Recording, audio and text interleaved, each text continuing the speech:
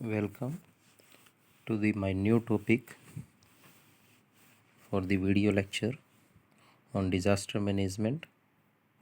Today we will study about the rescue operations in the subject of earthquake resistant building constructions. We had already studied the disaster management and its cyclic order. Now we have to study about the psychology of the rescue. Means हम अभी जो है rescue operation में जो हमारे rescue workers या volunteers काम करते हैं उनकी psychology depending upon the type of the disaster वो स्टडी करेंगे.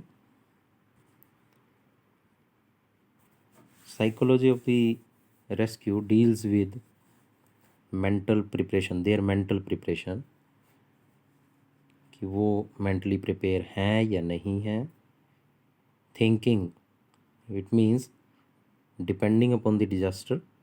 जैसे अर्थक्वेक है, यहाँ पर मेनली अर्थक्वेक की हम बात करेंगे. अगर कोई बिल्डिंग उससे कोलैप्स हुई है, in that case what they think about the rescue operation. Then reaction time for the situation. जैसे ही रेस्क्यूअर को ये पता चलता है कि there is earthquake and the building had been collapsed, earthquake आया है और बिल्डिंग कोलैप्स हो चुकी है, तो उसका रिएक्शन टाइम क्या होगा इस सिचुएशन पर पहुंचने का, जल्दी से जल्दी कितने टाइम में वो पहुंच सकता है. डिसीजन मेकिंग मीन्स कि वो कितनी जल्दी डिसीजन लेता है डिपेंडिंग अपॉन द सिचुएशन और डिपेंडिंग अपॉन द कोलैप्स और by viewing the physical appearance of the collapse site. जो कोलैप्स्ड स्ट्रक्चर है या जो बिल्डिंग गिर चुकी है उसको फिजिकली देखने के बाद वो कितनी जल्दी क्या डिसीज़न लेते हैं. तो इसमें सबसे पहले हम ये देखते हैं कि ये जो रेस्क्यू वर्कर्स हैं वो सर्च करते हैं, ट्रैप करते हैं, रिट्रीव करते हैं प्रोसेस को, ताकि जो हमारी body, human bodies, whether they are live or whether they are dead, depending upon the situation or depending upon the disaster or collapse of the structure or the type of the disaster of the structure or collapse of the structure.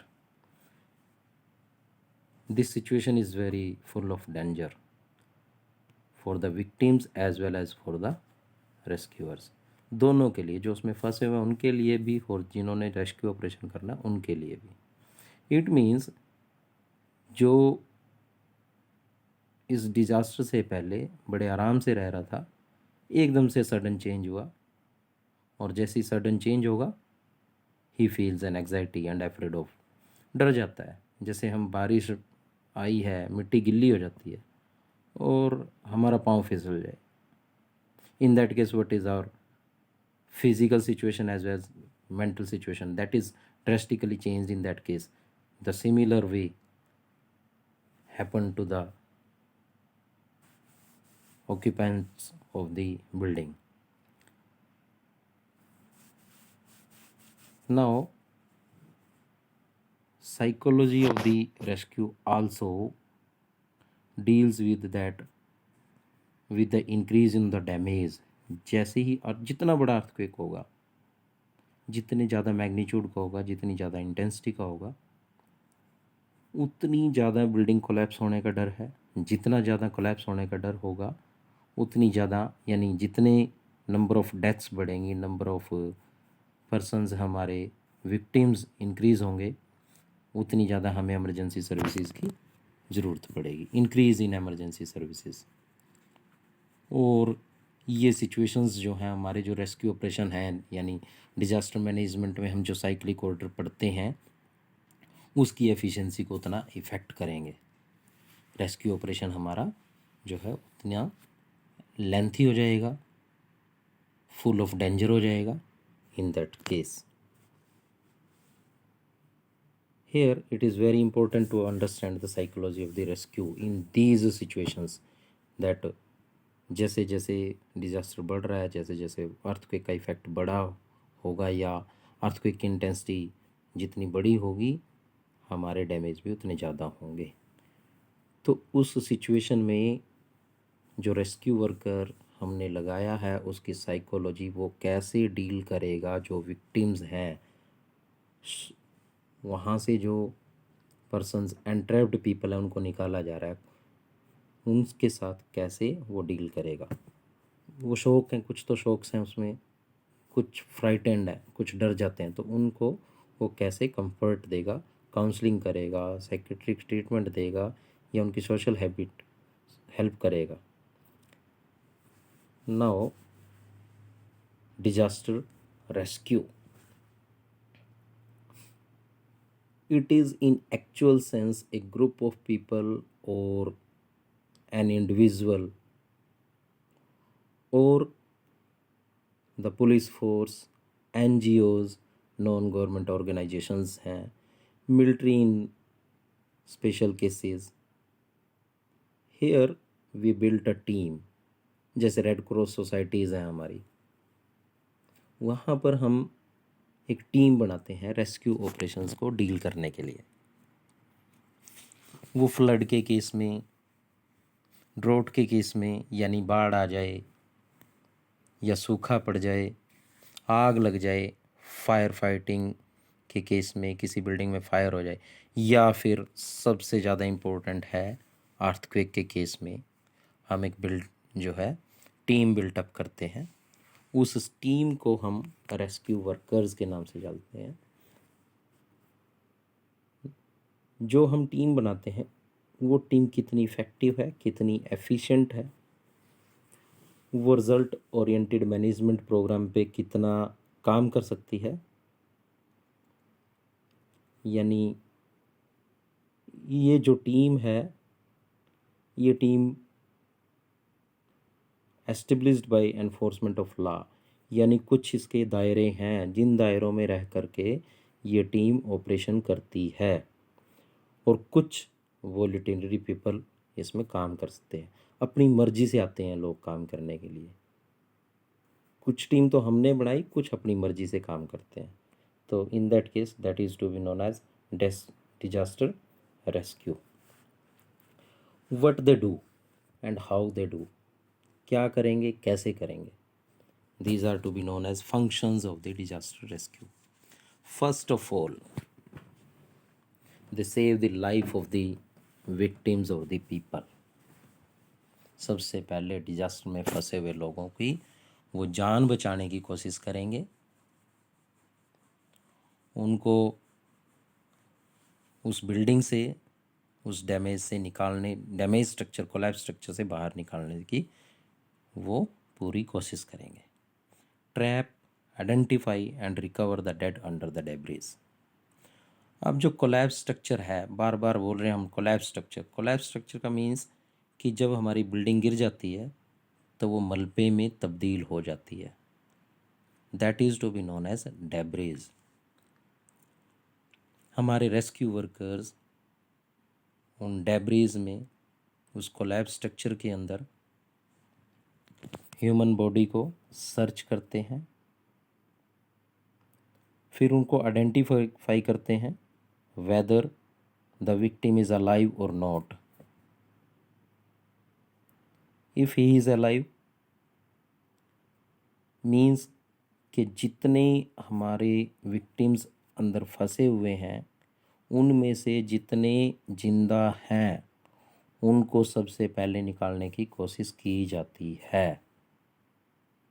ये rescue worker का function है। Leaving the deads को सबसे बाद में छेड़ा जाएगा। Then their next function is minimise the damage to the structure and building. Rescue workers जो हैं वो through the media, through the schools, through our another educational programs और सोशल प्रोग्राम्स, वो हमेशा हमें ये बताएंगे कि जो हम स्ट्रक्चर बना रहे हैं वो अर्थक्वेक रेजिस्टेंट होने चाहिए, यानी उनका मिनिमम डैमेज कैसे हो सकता है या उनके डैमेज को कैसे रोका जा सकता है। They are responsible for the installation of emergency services, electricity supply है, वाटर सप्लाई है एमरजेंसी के केस में। नो दीज रेस्क्यू वर्कर्स जो साइट पे जाते हैं उनको हमने क्लासीफाई किया है, और क्लासीफाई हमने कैसे किया है। फर्स्ट ऑफ ऑल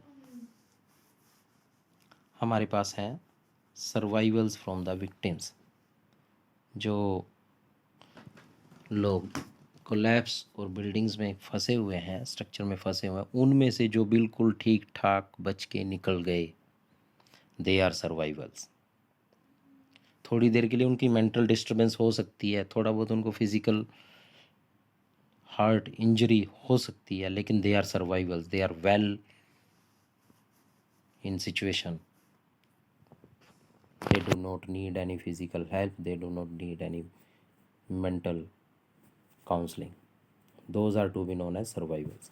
और ये सर्वाइवल्स जो हैं they are the first rescue workers. वही हमें रेड क्रॉस को इन्फॉर्म करते हैं, वही हमारे डीसी ऑफिसेस को जो है जहाँ पर डिजास्टर मैनेजमेंट की टीम रहती है उसको इन्फॉर्म करते हैं, दे आर सर्वाइवल्स। और वो बिल्डिंग में फंसे हुए लोगों को निकालने की कोशिश करते हैं। The second is untrained people from the victims and surroundings. अब इनमें से वो लोग हैं जिनको कोई ट्रेनिंग ही नहीं है, लेकिन फिर भी वो बचाने की कोशिश करेंगे। सेकेंडली वो लोग हैं जहाँ इफ़ेक्ट नहीं हुआ बिल्डिंग का या कोलैप्स का, अर्थक्वेक का, उनमें जो लोग बचे हुए सराउंडिंग नेबरिंग, वो कोशिश करते हैं कि हम जाएं और बचाएं, और करते भी हैं लोग। The last one is trend rescue worker people. ये मॉक ड्रिल के थ्रू आते हैं, अभी हमने थोड़ी देर पहले पढ़ा है कि दे आर वेल ट्रेंड, उनको हर सिचुएशन का पता होता है। In case of fire, in case of building damage, in case of drought, वो कैसे हैंडल करेंगे। No rescue plan. Disaster management तभी सफल होगा जब हम एक अच्छा प्लान जो है रेस्क्यू प्लान ओबे करते हैं। दो चीज़ें हमारे पास, एक तो है रेस्क्यू प्लान, दूसरा है rescue by step. Rescue by step I will cover in my next video lecture. Here we will do the rescue plan. Rescue plan is effective, efficient implementation of the disaster management program। पूरे तरीके से लागू करने का, जैसे जैसे हमने उसमें जो साइक्लिक ऑर्डर पढ़ा है डिजास्टर मैनेजमेंट में, उसका इफ़ेक्टिव एंड एफिशिएंट इम्प्लीमेंटेशन होता है हमारा rescue plan. Second is under rescue plan minimum reaction time to reach the endangered site. हमारे रेस्क्यू वर्कर्स मिनिमम टाइम में वहाँ पहुँचते हैं, as soon as possible. The trained people rescue workers have to plan and examine the specified working strategies. ये लोग decide करते हैं, rescue plan में डिसाइड होता है कि हमने जो एंडेंजर्ड साइट है वहाँ पर काम कैसे करना है। अर्थक्वेक तो आया, बिल्डिंग में आग भी लग गई, दोनों चीज़ें हो गई। सेकेंडली गैस लीकेज हो गई, तो वो प्लान करेंगे, एग्जामिन करेंगे हर चीज़ को। इसी तरीके से इन दिस केस सक्सेस और failure of disaster management program is directly proportional to the rescue plan or the effective and efficient implementation of the disaster management program. Nature and type of damage। क्या nature है damage की, क्या type है उसकी, यानी वो man made disaster के कारण हुआ है या फिर नेचुरल डिजास्टर हुआ है, उसकी नेचर। देन इंटेंसिटी, अर्थक्वेक बड़ा आया था, छोटा आया था, मैग्नीट्यूड हायर था, लो था, that is intensity. Dangerous situation, कोई पब्लिक बिल्डिंग गिर जाए और वर्किंग आवर्स हो तो नंबर ऑफ विक्टिम्स इंक्रीज हो जाते हैं. It means there is a much more dangerous situation as compare to the time of non working hours. Machine and equipments required. एक बढ़िया रेस्क्यू प्लान डिज़ाइन करने के लिए, एग्जीक्यूट करने के लिए हमेशा हमारी जो मशीनरी होती है, इक्विपमेंट होते हैं, वो हमारे पास रेडिली अवेलेबल होने चाहिए. एम्बुलेंस है, डॉक्टर्स की टीम है, एनजीओज़ हैं. इस तरीके की जो हमारी रिक्वायरमेंट है मशीनरी एंड इक्विपमेंट की, वो हमेशा तैयार होनी चाहिए. Assess control. जो बिल्डिंग गिरी है, हमारे जो रेस्क्यू वर्कर्स हैं या जो कोलैप्स हुआ है स्ट्रक्चर, हमारे रेस्क्यू वर्कर्स के पास रेड टेप और बैरिकेटिंग का सामान पहले से अवेलेबल हो और वो उस पूरे एरिया को कवर कर दे. यानी वहाँ के असेसिबिलिटी केवल रेस्क्यू वर्कर्स के लिए हो और आम आदमी, आम पब्लिक के लिए उसको बंद कर दें. Then number and location of the victims. हमारे जो विक्टिम्स हैं उनकी कितनी संख्या हो सकती है और कहाँ कहाँ वो फंसे हो सकते हैं. Then next is rescue of the entrapped people. हम उन आदमियों को निकालते हैं जो फंसे हुए हैं. Assessment of the damage to the victim. Physically harm हुआ है हमारा विक्टिम, मेंटली हार्म हुआ है, या फिर दोनों, उसको फिज़िकली चोट भी आई है, मेंटली डिस्टर्ब भी हो गया है. That is assessment of the damage to the victim. Provision of emergency services. अब जो कोलैप्स स्ट्रक्चर है, वहाँ के जो विक्टिम्स हैं, वहाँ के जो लोग हैं, उनके लिए बिजली, पानी, खाना, इसकी सुविधा है या नहीं है, टेम्परेरी अरेंजमेंट हमें करने हैं. ये रेस्क्यू प्लान्स की बात हम कर रहे हैं कि हमारे पास ये सब चीज़ें वेल इन एडवांस जो है हमारे चार्ट पे अवेलेबल होनी चाहिए. Then after the rescue operation, जब हमने सारे विक्टिम्स को निकाल लिया, जितने एंट्रैप्ड पीपल थे उनको बचा लिया, we have to go for the repair and demolition of the structure. अगर रिपेयर कर सकते हैं, depending upon the committee report. हम एक कमेटी बनाते हैं, एक्सपर्ट्स उसमें होते हैं, वो उस बिल्डिंग को एनालाइज करेंगे, देखेंगे कि वेदर रिपेयरेबल और नॉट.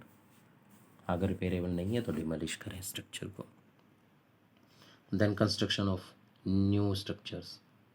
और अब हम रिहेबिलिटेट करते हैं पर्सनस को, क्योंकि जो बिल्डिंग गिरी है वहाँ की पब्लिक को हमें जो है रहने के लिए घर भी देना है, उनके काम करने के लिए जगह भी देनी है. तो we have to rebuild the structures. और इस केस में जो पुअर पीपल हैं, जो नीडी पीपल हैं, गवर्नमेंट उनको फ्री ऑफ कॉस्ट भी प्रोवाइड कर सकती है, नॉमिनल चार्जेस पे भी प्रोवाइड कर सकती है. सेकेंडली, जो लोग खुद की कंस्ट्रक्शन, रिकंस्ट्रक्शन कर सकते हैं, उनके लिए सब्सिडी और interest free loans can be given. Thank you. This was all about our rescue operation.